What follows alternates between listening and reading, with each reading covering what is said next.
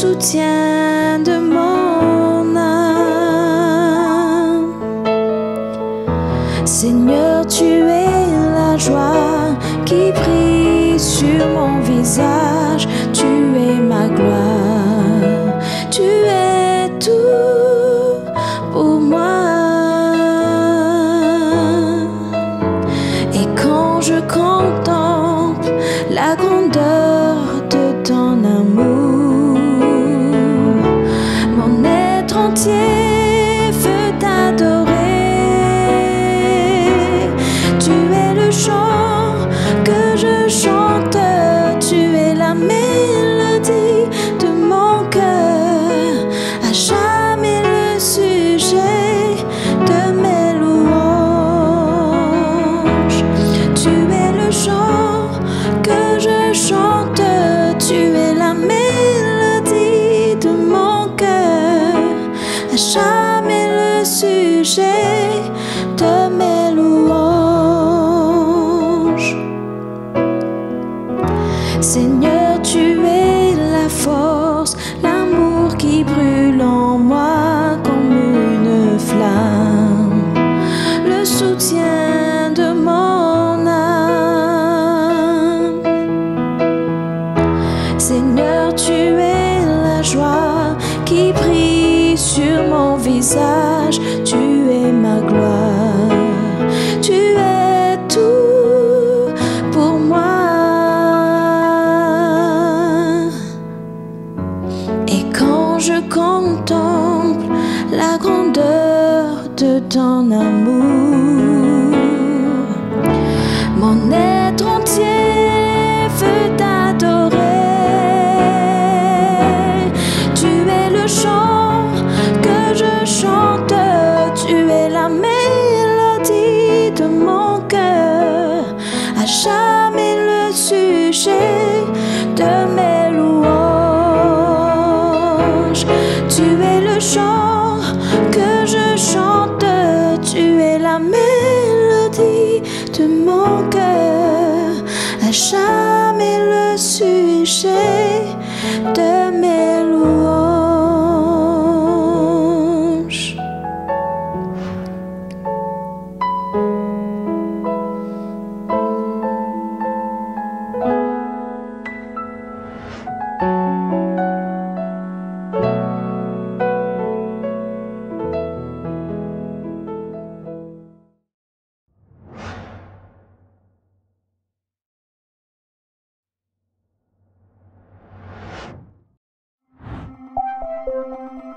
Bienvenue, alors que nous pouvons ouvrir la Bible aujourd'hui, dans ce moment de réflexion-là, et nous pouvons guetter qui bon Dieu n'a pour dire nous.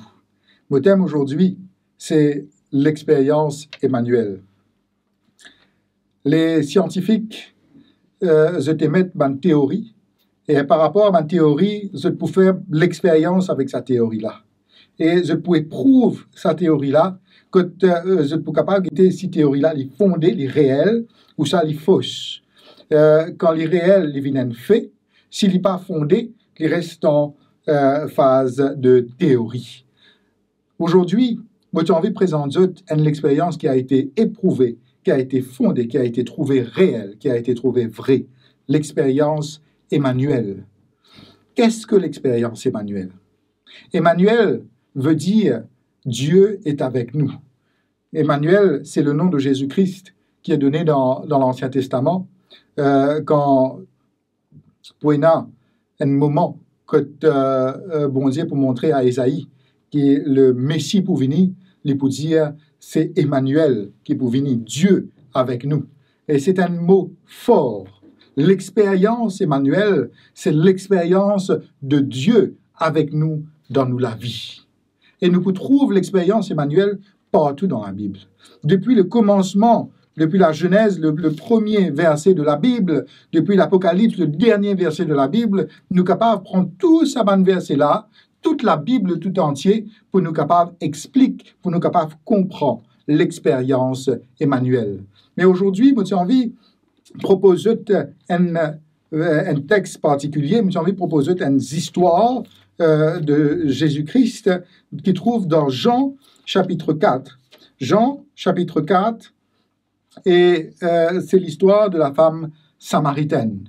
Mais avant qu'il noie avec la femme samaritaine, à nous guette quelques détails que la Bible peut donner nous par rapport à Jésus-Christ. Donc, Jean chapitre 4, à partir du verset 1er, il peut lire ainsi. Le Seigneur sut que les pharisiens avaient appris qu'il faisait et baptisait plus de disciples que Jean. Toutefois, Jésus ne baptisait pas lui-même, mais c'était ses disciples. Alors, il quitta la Judée et retourna en Galilée. Comme il fallait qu'il passât par la Samarie, il arriva dans une ville de Samarie nommée Sychar, près du champ que Jacob avait donné à Joseph, son fils. Là se trouvait le puits de Jacob. Jésus, fatigué du voyage, était assis au bord du puits. C'était environ la 6e heure. Nous arrêtons là pour un petit moment et nous guettons un petit peu quelques détails qui sont dans ce texte-là. Premièrement, donc, nous trouvons le verset 4 qui dit « Comme il fallait qu'il passât à Samarie ». Mais avant qu'il nous prend ce texte-là, nous parlons un petit peu plus loin, nous parlons dans le verset 6 que il dit à nous, là se trouvait le puits de Jacob. Jésus, fatigué du voyage, était assis au bord du puits. Jésus, fatigué du voyage. Jésus, donc, c'est lui qui sauve, le Dieu qui sauve l'humanité, Dieu lui-même, les fatigué. Et c'est cette question qui nous pose, nous. Comment est-ce que Dieu peut être fatigué? Nous connaissons ce Dieu créateur qui prend 6 jours pour créer le ciel et la terre, il pour faire un prodige. Et donc, nous connaissons que le 7e jour, quand il prend ce jour, c'est pas par fatigue qu'il prend sa jour de repos là, mais c'est pour contempler toute la gloire qu'il fait faire paraître dans sa création. Nous connaissons le psalmiste qui peut dire le Dieu tout-puissant, celui qui peut tout faire, ce Dieu qui n'a aucune limite, ni limite de temps, ni limite par rapport à sa capacité, ni limite par rapport à sa connaissance. Ce Dieu qui sait tout, qui est partout et qui peut tout faire. Et c'est ce même Dieu qui est notre Seigneur Jésus-Christ. Mais ici, le texte peut dire à nous que Jésus est fatigué. Et c'est ça la première partie de l'expérience Emmanuel. Jésus, Dieu, la Bible peut dire à nous comme ça, qu'il n'est pas fin hésiter pour les dépouiller de toute sa gloire. Il n'est pas fin hésiter pour enlever ce manteau de Dieu, de divinité, pour lui faire tout petit, pour lui vivre dans ce petit monde, dans ce monde de péché. Dieu qui n'a jamais connu de péché, bon Dieu qui dirige l'univers tout entier, Dieu qui est grand, qui est puissant, qui est plus grand que l'univers lui-même. Il peut descendre dans si la terre-là et il pouvait vivre ensemble avec nous. Il n'est pas pour vivre en tant que Dieu, mais il est pour vivre en tant qu'homme. Il est pour fatiguer, il est pour gagner faim, il est pour gagner soif, il est pour gagner du mal, il est pour sentir trahi. Jésus-Christ, il même être tenté. Il finit être tenté jusqu'à la fin de sa vie. Mais il n'est pas fin succombe à la tentation. Jamais. Ce texte pour montrer nous ici, c'est que Jésus-Christ, pour vivre les mêmes expériences que nous, les humains, nous vivent. Nous avons un bon Dieu qui est loin avec nous, un bon Dieu qui ne connaît pas nos soucis, nos problèmes, un bon Dieu qui ne connaît pas par qui ça fait nous peut passer. Nous avons un bon Dieu qui comprend nous. Nous avons un bon Dieu qui comprend nos souffrances. Nous avons un bon Dieu, le texte appelle Moïse pour dire comme ça, un Dieu compatissant, un Dieu qui est dans la compassion, qui comprend nos souffrances, la peine. Quand nous sommes malades, bon Dieu comprend la douleur qui nous peut gagner. Quand nous faim, nous soif, quand on a un problème finance, quand on a un problème familial, quand on a tout ça qui ne passe pas, tout ça là, bon Dieu comprend par qui nous peut passer. Quand nous pleurons, quand nous avons la déception, bon Dieu connaît tout ça qui choses là. Quand nous peut tenter, bon Dieu comprend sa souffrance qui est là dans la tentation là. Et d'ailleurs, bon Dieu de nous se l'aide là avec nous. Et justement, le verset 4, c'est un verset qui aide nous pour comprendre cela. La deuxième partie donc de l'expérience Emmanuel trouve dans le verset 4. Comme il fallait qu'il passât par la Samarie. Je connais une petite chose qui est très importante. Jésus-Christ passe par la Samarie. Mais ce n'était pas une obligation. Les Juifs, pour sortir donc justement de la Galilée pour aller en Judée, pour sortir de la Judée pour aller en Galilée, ce pas passe par la Samarie. Bien que la route est plus facile, les plus simples pour passer par la Samarie pour aller en Judée, mais je ne veux pas faire cela. Je contourne sa place là. Je préfère faire les tours. S'il le faut, même marche quelques heures en plus, peut-être un jour ou 2 jours en plus, pour ne pas rentrer en Samarie. Parce qu'il y a un problème entre les Juifs et les Samaritains. Un problème qui dure depuis 800 ans de cela. Okay? Donc, mais Jésus-Christ, pour le texte ici, pour dire comme ça, que Jésus-Christ est bizarre, passe par la Samarie. Il fallait que Jésus-Christ passe par la Samarie, parce qu'il y a une personne là-bas. Le verset 7 pour dire, une femme de Samarie vint puiser de l'eau. Jésus dit, donne-moi à boire. Et c'est cette femme samaritaine que Jésus-Christ est bizarre à guetter. C'est pour cela que Jésus, qui est bizarre, passe par la Samarie. Et c'est ça qui nous comprend avec notre Seigneur Jésus-Christ. C'est ça l'expérience Emmanuel, les amis. Là que tu étais, dans quelle situation tu étais, dans quel état tu étais, peut-être tu es capable au fond du gouffre, peut-être tu es capable de noyer dans la boue, dans la mort, peut-être qu'il te fini découragé, te fini rendre les armes, te fini dire non, n'y est pas pour capable d'être fait. Jésus-Christ passe par toi. Jésus-Christ vient de toi. Il vient de toi là que tu étais. Il n'a envie cause avec toi. Pareil comme il vient de faire ici avec la femme samaritaine. Mais il n'a aucune place que tu es capable d'être que Jésus-Christ n'est pas capable de toi. Mais il n'a aucune situation que tu es capable d'être que tu n'es pas capable de rencontrer Jésus-Christ. Tu es capable d'être le pire criminel qui est capable d'être dans la prison. Jésus-Christ peut venir de toi. Tu es capable de faire la pire chose qui est capable et te retrouve-toi dans un lieu que te dire comme ça et bon Dieu pas pour capable venir ici. Dans sa place là, bon Dieu pas pour capable venir de moi. Détrompe-toi. Jésus-Christ est capable de venir de toi là-bas aussi. Peu importe que tu étais, cher frère, chère sœur, cher ami qui peut écouter moi. Jésus-Christ pour venir de toi. C'est ça l'expérience. Et d'ailleurs, nous trouvons l'exemple de ça Jésus qui vient nous voir, là que nous étions là, juste dans Genèse, quand Adam et Ève se pour pécher, juste après le péché, pour un événement qui peut arriver, dans Genèse chapitre 3, le verset 8, le texte pour dire à nous que Dieu, pour descendre, il pouvait nous rôder Adam et Ève, là que Dieu était. C'est ça notre Seigneur. Adam et Ève viennent pécher. Bon Dieu finit de dire, je n'ai pas besoin mange de ce fruit. Je te fin désobéir, je te fin mange de ce fruit. Mon Dieu, pour dire comme ça, si je te péché, pour une telle conséquence qui peut arriver, je te fin pécher quand même. Mais bon Dieu, pas fin abandonner. Bon Dieu, pour descendre. Il pour venir guetter. Et ce Dieu qui descend, c'est ce qu'il nous appelle Emmanuel.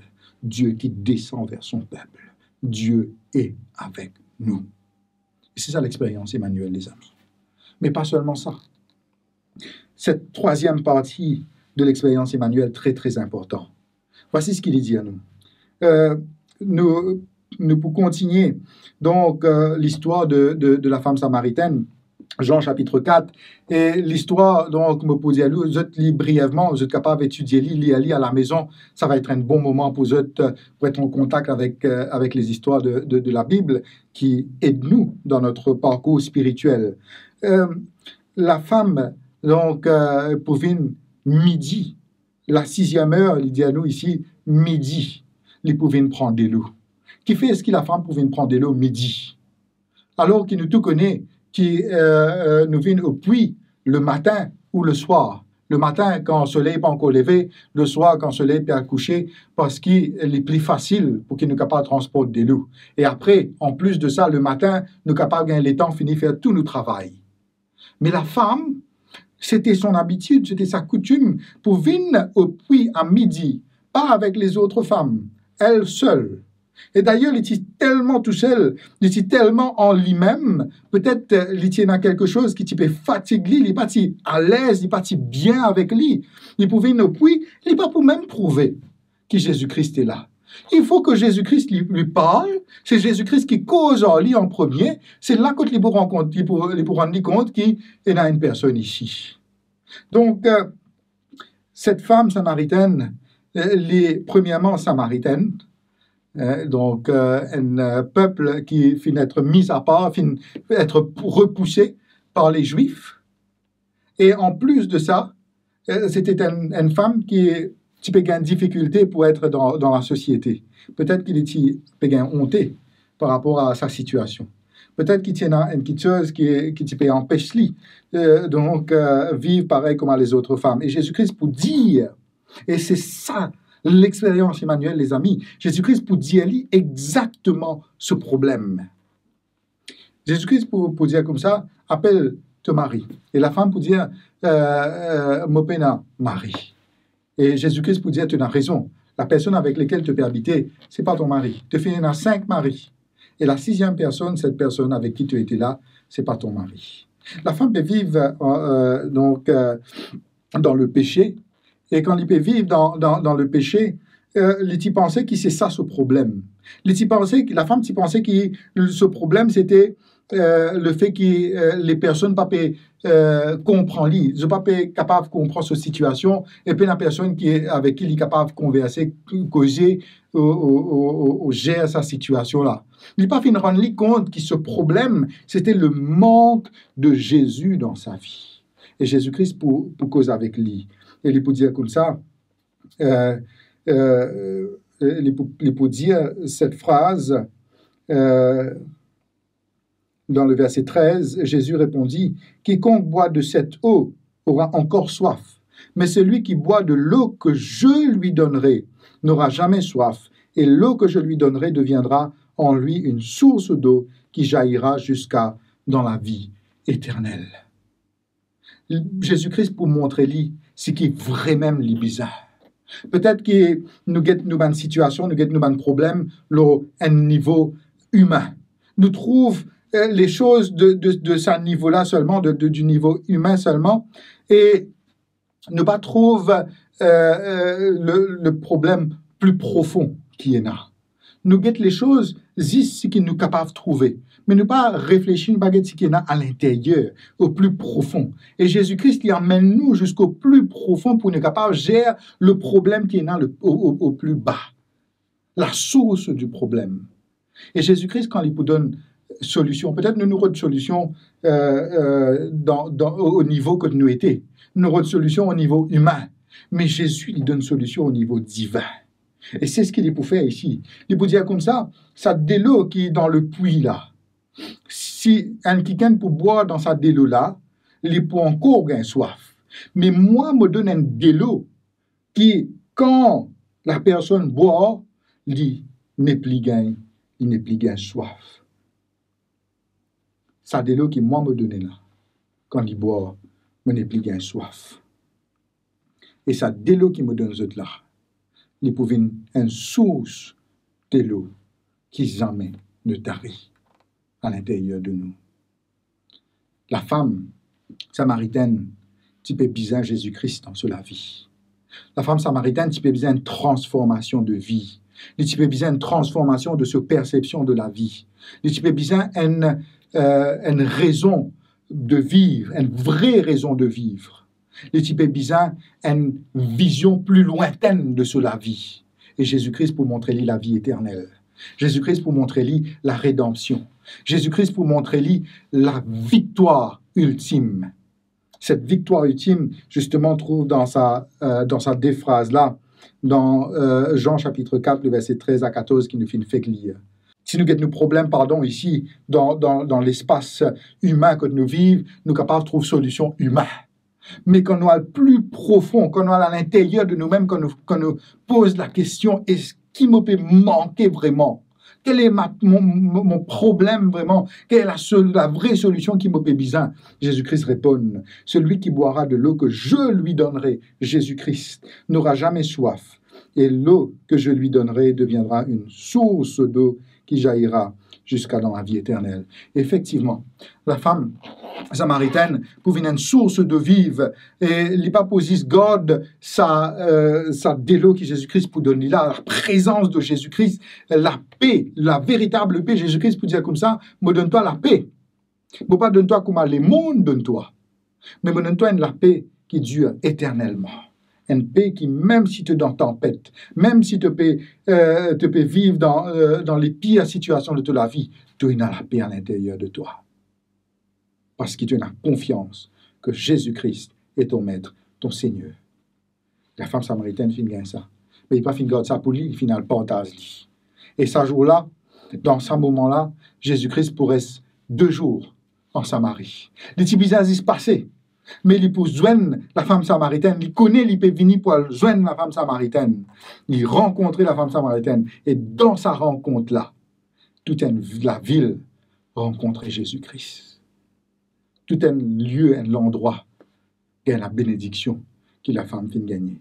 Cette source d'eau de la vie deviendra une source d'eau qui jaillira. Et aujourd'hui, l'expérience Emmanuel que la femme vient de faire, Jésus a une envie qui nous fait nous aussi. Dans Apocalypse chapitre 3, il propose une question. Voici, je me tiens à la porte et je frappe. Si quelqu'un m'ouvre, j'entrerai chez lui. Je m'assierai avec lui et je souperai avec lui. Est-ce qu'aujourd'hui, une envie ouvert nous l'équerre à Jésus-Christ? Est-ce qu'il t'a envie de faire l'expérience Emmanuel aujourd'hui? Est-ce qu'il t'a envie de faire de Jésus-Christ ton Seigneur et ton Maître, ton Sauveur, celui qui t'aime, celui qui te comprend, qui comprend toute ma situation, toute ma problème, celui qui vient guette toi là que tu étais, vient à ta rencontre, qui tape la porte, et celui qui est assis ensemble avec toi pour donner toi la solution qui doit te bizarre. Que le Seigneur nous bénisse tous aujourd'hui, alors qu'il nous peut continuer notre parcours ici, chez cette terre, pour aller dans le ciel, que le Seigneur vienne préparer pour nous. Amen. Amen. À nous prier ensemble. Papa qui est dans le ciel, nous remercions toi pour tout ce qui te fait faire pour nous. Merci de ce qui te fait compte en nous, au-delà même de ce qui nous est capable d'imaginer. Parfois, nous ne rendons nous compte de cet amour qui te fait là pour nous, te fait sacrifier toi-même. Toi, qui est le maître de toutes choses, Jésus-Christ, par qui et pour qui tout a été fait. Toute création existe et a existé. Père, Jésus-Christ te fait faire toi tout petit, te fait vivre dans sa lémon-là et te fait vivre parmi les hommes en tant qu'humain. Le texte dit en tant que serviteur. Et te fait être obéissant jusqu'à la mort même de la croix, pour donner-nous la victoire finale. Nous remercions toi pour cela. Merci pour cet amour. Et nous demandons toi aujourd'hui, alors que tu frappes à notre cœur, qu'il te capable de nous la sagesse, pour qu'il nous capable d'ouvrir nous la porte de notre cœur, afin qu'il te capable de rentrer à l'intérieur de nous. Et afin, Père, qu'il nous capable de continuer notre cheminement avec toi. Bénis chacun d'entre nous, bénis les familles qui nous représentent. Nous prions toi, dans le nom de Jésus. Amen.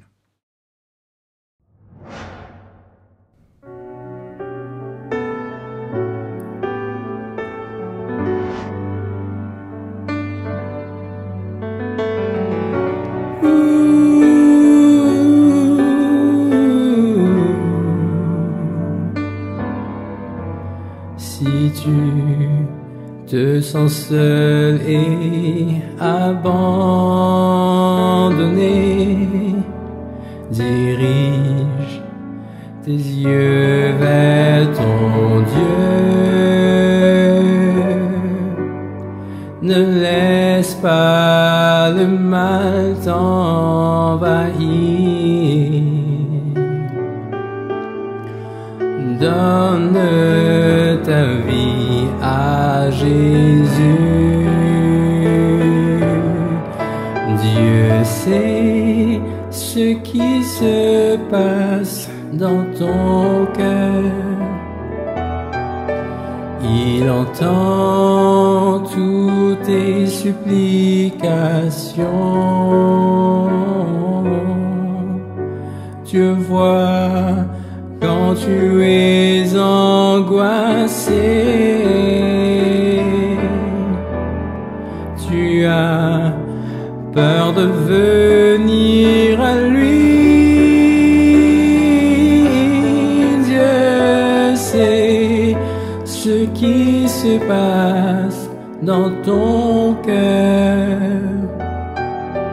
Il entend toutes tes supplications. Dieu est là pour t'aider. Dieu sait, Dieu entend et Dieu voit.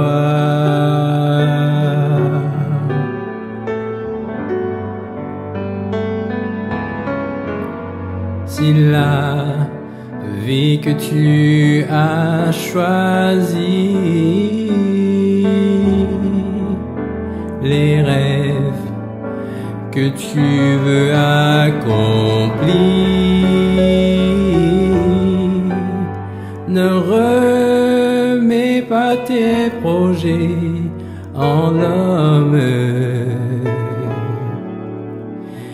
Livre ton plan à Jésus. Dieu sait ce qui se passe dans ton cœur.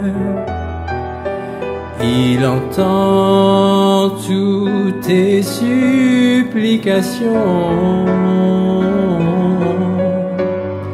Dieu voit quand tu es angoissé. Tu as peur de venir à lui. Dieu sait ce qui se passe dans ton cœur. Il entend toutes tes supplications. Dieu est là pour t'aider. Dieu sait, Dieu entend et Dieu voit. Dieu sait, il entend et te voit.